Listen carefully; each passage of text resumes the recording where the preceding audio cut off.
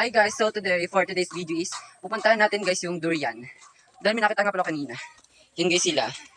Ito nga po pala guys yung pamangkin ko. Dito po si Maymay. May! Hi guys, Yan guys, wait lang namin natin. Tingnan natin guys yung durian. Maghanap pala tayo guys dito. Kasi nga, andito lang yung puno guys. Ayun guys, oh may mga bunga siya.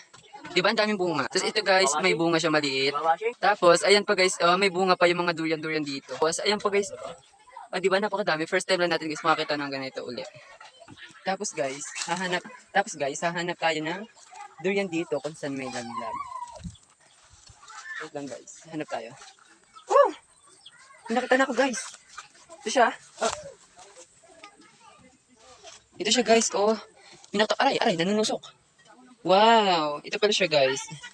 Ganito pa lang itsura niya guys, pag nalalaglag. Ay, pag na ano, ganito ako guys, nakakapit ng ganito guys, para masakit din siya guys sa kamay.